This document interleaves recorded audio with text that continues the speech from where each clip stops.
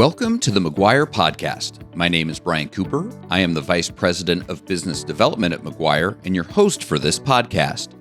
At Maguire, we've been helping to store and protect quality water for over 100 years. On this episode, our guest is Claude Strait. Claude is the Executive Director of the Colorado Rural Water Association. He is responsible for personnel management, grant and contract administration, along with multiple other leadership roles. Before his employment with CRWA, Claude served on CRWA's board of directors from 2016 to 2021. While attending college for business management and accounting, Claude began his career in the water and wastewater industries. He currently holds a Class A water and Class A wastewater treatment operator certification, along with a Class 4 distribution and Class 3 collection certification. Claude has been certified in the water industry for over 30 years. Claude, welcome to the Maguire Podcast. Well, thank you, Brian. I appreciate it. It's glad to be here. Let's start with the Colorado Rural Water Association. Who are you? When were you founded? Give us some of the background on the association. Sure. Like most state associations, we were developed through National Rural Water Association, and Colorado Rural Water Association actually started in November of 1980 is when they were incorporated into the laws of the state of Colorado. So it was basically National had this program. I think their first funding was through EPA. And then they ended up actually getting the circuit rider program through USDA. And that's kind of what trickled down to each state, I think. We had our first ED was Herman Wooten, who was also the circuit rider back then. Right. And then there was one lady in the office. Right. Back then you wore lots of hats. You wore a lot of hats. That's right. Much more than we do today. Talk about the mission of Colorado Rural Water. You've been the executive director now for about a little over, 2.5 going on 3 years. What is your mission and what are the goals that you're looking to do with the association? Sure. So our mission has always been to provide professional training, technical assistance, political representation for all these rural communities, right? And most of them, historically, it's been 10,000 and under that we're actually trying to provide these services to and help them in multiple facets of ways. But it's evolved into much more than that today because we've grown. Our business, when I started here, we had 21 employees, and then I've seen it as high as 31 now, 10 employees in just a short time. So my biggest goal when I came on was to find ways to continue to help the organization grow through internal funds and also for contracts that are coming down through National Rural Water or state contracts, and to improve our trainings, right? That was the big piece. I wanted to make our trainings known as some of the best in the state of Colorado. And I think we're well on our path, but we still got a ways to go there. So we'll get to a few of those topics, but first let's back up and talk about who are the members. You're an association, Sure. And you said 10,000 and under, but what do members look like and who belongs to the association? Sure. We consider them, we look at them in different, like system membership versus association membership, and then we have individuals, right? And so with all of those members, we've got about 550 system memberships, and there's probably around 2,000 in the state of Colorado systems. So our goal was to reach 1,000 of those, right? Half of them. And we're well on our way. When I started here, we had 750 members. We're now a little over 900. And that encompasses about a population of employees and people that work for those systems, about 5,500 people, right, is based into that membership. So our system memberships comprise of very small systems all the way up to very large systems. We have one system that's a population 150 some thousand. And then on our very small end, we might only have 70 people there, 50 people there, So So we pretty much any system in Colorado we have as a membership. So let's dig in a little bit. You talked about types of memberships, and then earlier you were talking about some of the benefits you provide. Let's touch on, you said one of the really important ones for you is training. Why is training so important for your organization and for your members? Well, most of our members comprise of operators, right? So they're water or wastewater operators, water treatment and water distribution, wastewater treatment, collections, and then industrial waste, right? And so when they hold those certifications, every 3 years they have to renew it and have so many training units to be able to renew their certification. So it's very important that the operators in Colorado have a source to go to be able to accomplish that. So since you've been involved, because one of the things that's great about you is you used to be an operator yourself, you used to work in a community, you used to do these things, and now as the guy who's leading the association, talk about training, how it's changed, what you guys are doing, because you talked about the robustness of your training. What does training look like today versus what it used to look like? Sure. It's evolved right? Substantially, right? I started as an operator in 1994. And my first certificate I got in Colorado was a voluntary certificate. So you didn't even have to be certified in distribution at the time. So most of the trainings back then, I remember going to the college at CU and have a crowd of 300 people sitting there. And these operators are up on stage trying to teach you how to rebuild a pump. Right. You know? And the crowd's so large you can't hear they're talking, but you're sitting through this class trying to learn something, you know. And then the other one was CRWA at that time actually had a lot of in-person classes out in the field. They would actually go to Sterling, Colorado and try to get the northeast corner, or Lamar and try to get that southeast corner. They'd go to Grand Junction, Durango, all over. And you know as well as I do, during the pandemic, all of that changed, right? So then it was all virtual trainings. And so that's when I came into play. Is just briefly, we were still the second year after the pandemic. And so all of our trainings were done virtually, except for our conference. And even that was iffy as to whether we could handle it or not, right? Yep. And everybody had to wear masks and you had to hire a cleaning crew. And now we're back to where I think people are really wanting those in-person trainings again. So we're seeing that. We're trying to accommodate those, but yet still maintaining that virtual presence and a hybrid type training, right? So it's if you're not comfortable coming to the group, we'll let you call in and you could do it virtual while we're here in person as well. So what it sounds like, if I'm hearing you correctly, if you're trying to accommodate and make it as easy as possible for water operators and wastewater operators and those water professionals to get those CEUs they need to continue running systems in the state of Colorado. Exactly. That's exactly what we're trying to accomplish, Brian. That's exactly it. We have a workforce issue, just like many different industries do.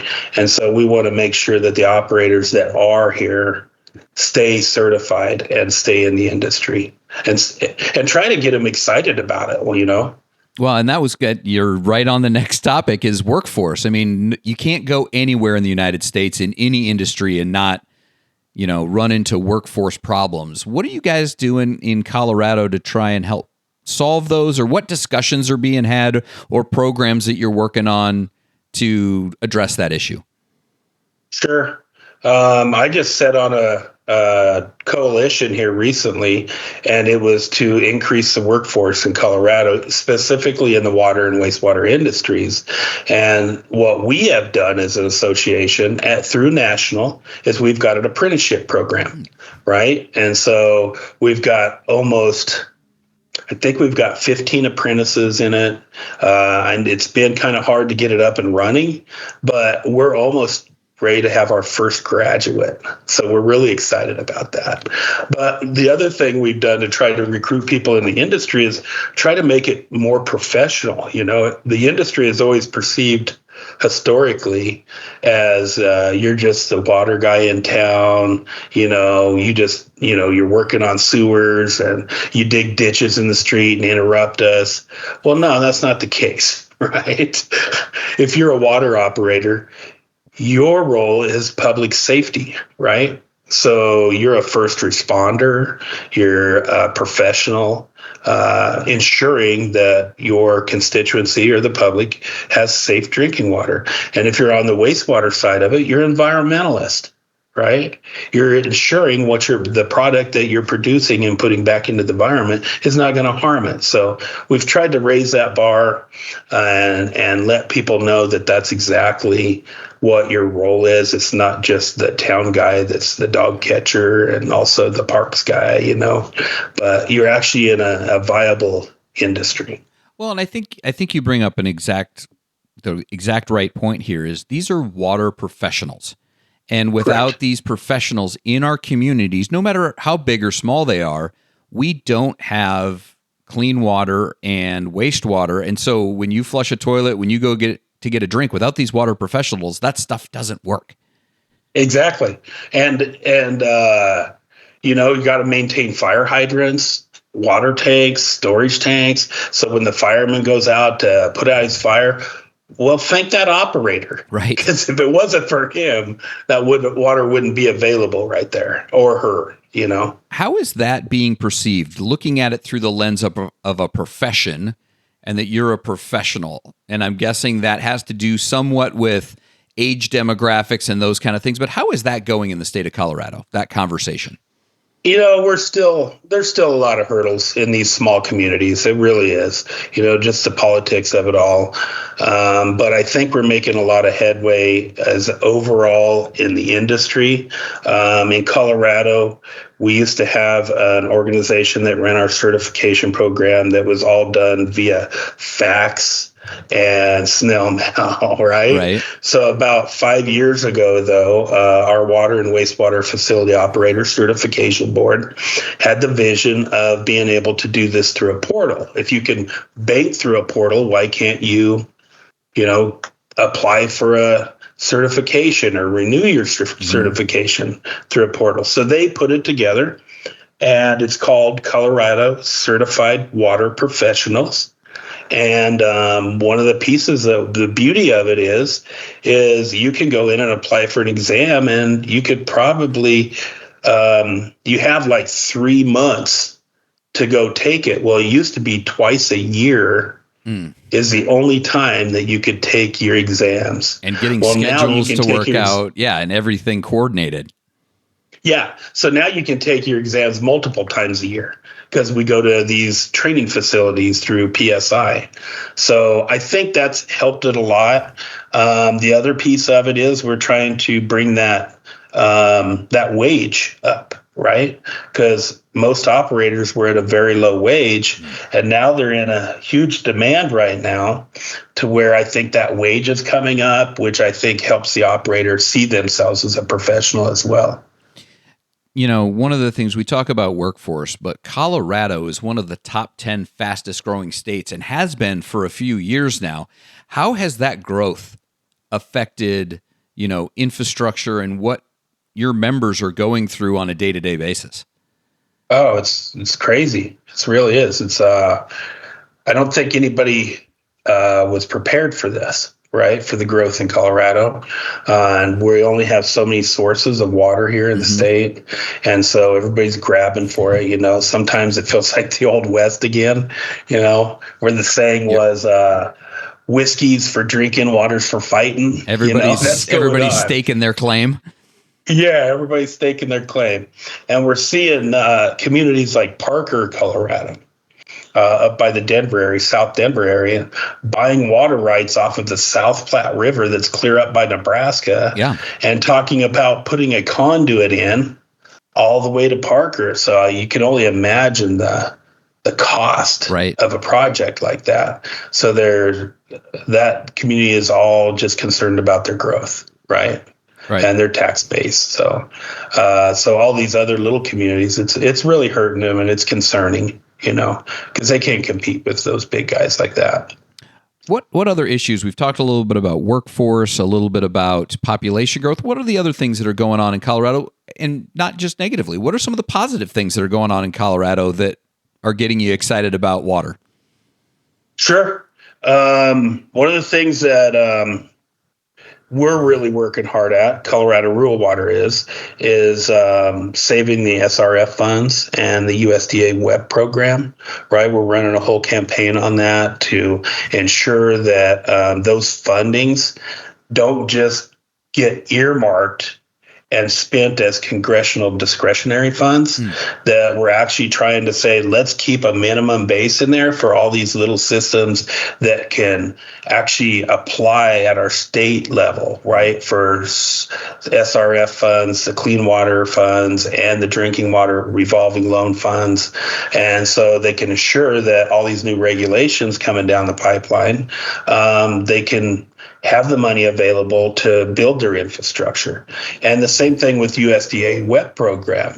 Without them, a lot of these little systems wouldn't have the opportunity to go in, get funded through USDA, and also receive grants to help them pay for that, right? So we're working really hard to accomplish those tasks. It's a national effort, and it's also a local effort, right?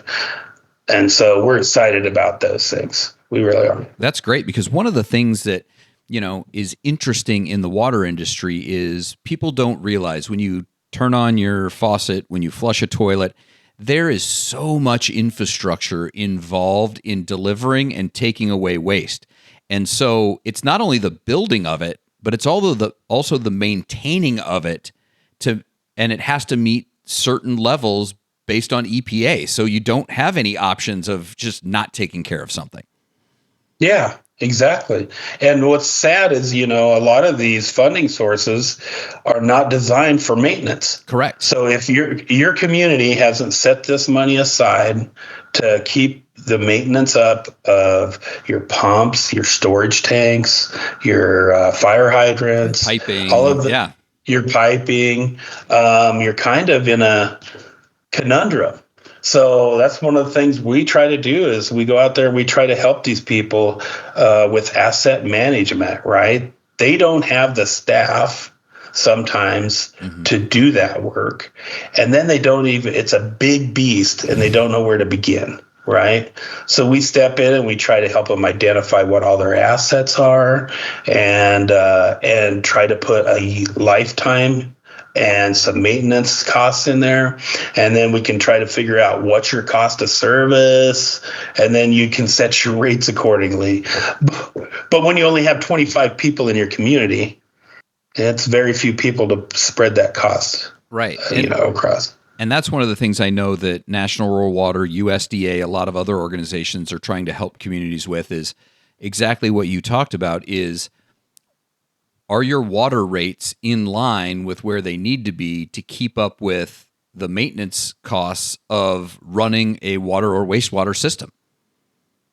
Especially in today's world when there's a supply shortage and the rising costs of all these materials are ridiculous. I've yet to see a new plant that's being designed and go online that they're not like estimating anywhere between $8 to $20 to $50 million, right? Right.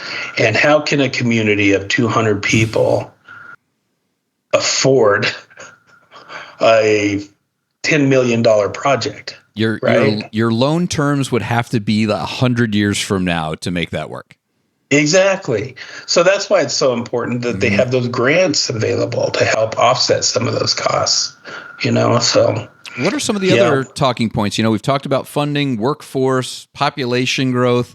What else is going on in Colorado? Anything else that gets you excited or your team has got as initiatives that you're working on? What I love is we just partnered with a rural water financing agency. So If you get a USDA loan, they make you have an interim financing piece. Well, these folks do that in Colorado. They can do it throughout the nation, but we've partnered with them, and they've got a really low interest rate that mimics what your USDA loan would be. So we're excited about that. We're excited about all of our different affinity partners. Right. So we've partnered with, we're trying to bring in all kinds of different people, credit card based. So if you're a small community and you've always wrote checks, you can actually take credit card payments. Engineering firms, we're trying to partner with them. So if you're a member of ours, you can get a lower rate through that engineering firm. This financing agency, we're really excited about our first graduate with our apprenticeship program. Right? Because that's been a national effort for about, 5 or 6 years now. And so for Colorado to get their first graduate, we're going to really promote that at our conference. Really excited about that. One of our programs that we have is Test and Fix Water for Kids. It's state funded through SRF funds. It's a state funded program. We have 5 employees working it. When we got that off the ground, it was in September of 2022. And by I think it was March of 2023, pre-K through 5th grade, all of those licensing daycare places had to be tested for lead in their drinking water system. Okay. We had 100% compliance on that as far as signed up to test for lead, isn't it? And so today we're moving that into the junior highs and high schools, and we've estimated it's about 600,000 kids, their health that we're actually affecting, right? We're actually maintaining public health by getting lead out of their drinking water here in Colorado. So that's huge for us. And then the other piece of it is here at CRWA is that Colorado Certified Water Professionals, we have the grant for that as well. So the ladies that work all the certifications in Colorado, their office is located at Colorado Rural Water Association. And so that's about 12,000 certificates in Colorado. And I think we're the only association in the nation that's doing that. So we're excited about that. That's got to bring some nice synergy to the team. So when you get questions, it's like, hey, these people are right here with us in this building and can answer your question. You're exactly right. And those 3 ladies are employees of Colorado Rural Water Association.